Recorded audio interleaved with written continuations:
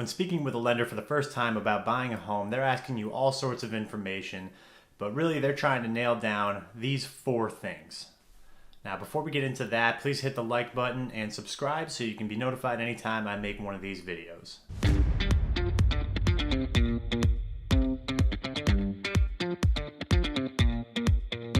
So as you're going through your pre-approval, your lender is going to ask you all sorts of personal info, your first name, middle initial, last name, social, date of birth, where you've lived, where you've worked, how much money you have, how many dependents do you have you ever been bankrupt, etc. There's all sorts of stuff like that.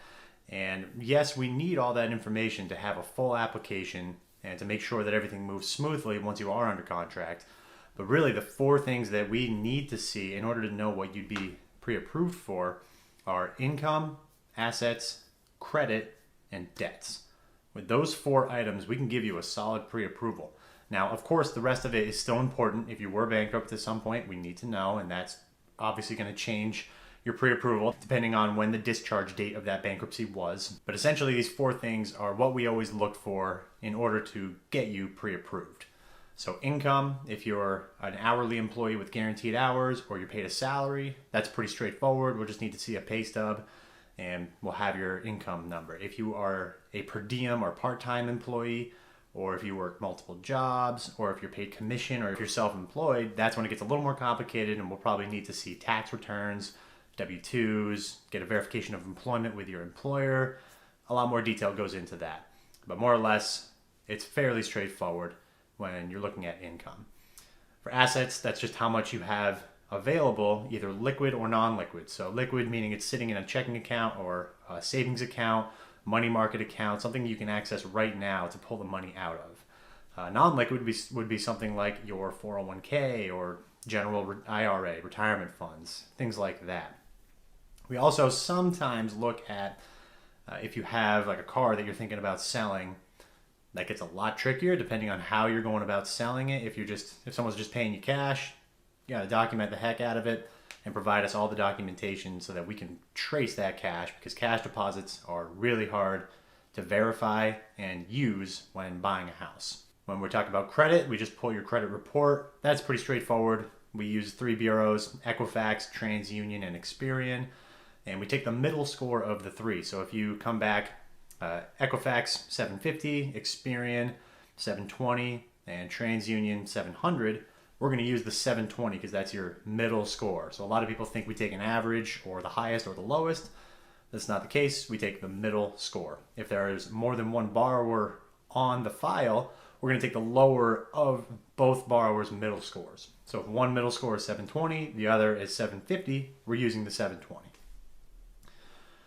And for debts, that also comes through your credit report for the most part. Now, there are some things that won't come through.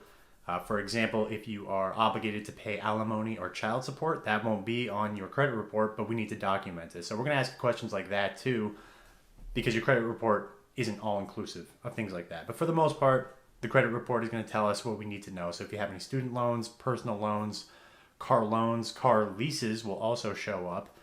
If you have an existing mortgage and any credit cards, pretty much any debt that you have will show up on your credit report.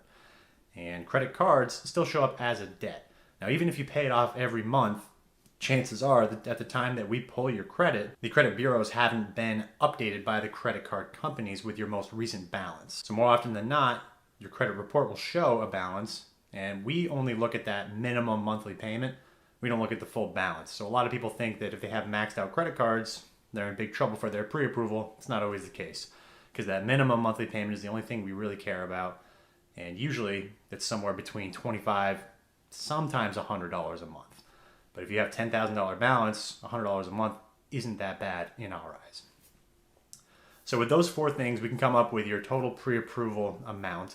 Now, if your lender is good, they're going to ask you a few more questions. And those will be, of those assets you have liquid or non-liquid, how much are you comfortable spending on this purchase? Okay, just because you have $50,000 doesn't mean you should spend all 50,000 of it. So first, come up with that number. Second, they should be asking you, what's your monthly budget? Have you spoken with a financial planner to figure out what your budget should be for a home? Have you aligned that with your future goals? Okay, just because we will give you a mortgage with a monthly payment of $1,700 doesn't mean that you can realistically afford a $1,700 payment while still paying for groceries, your phone bill, savings for the future, things like that. So be sure that you have those things prepared as well, and know these things up front of what a lender actually is looking for, and it'll help you when you go to buy a house. Hopefully you learned something today. If you have any questions, feel free to reach out. Thanks for watching.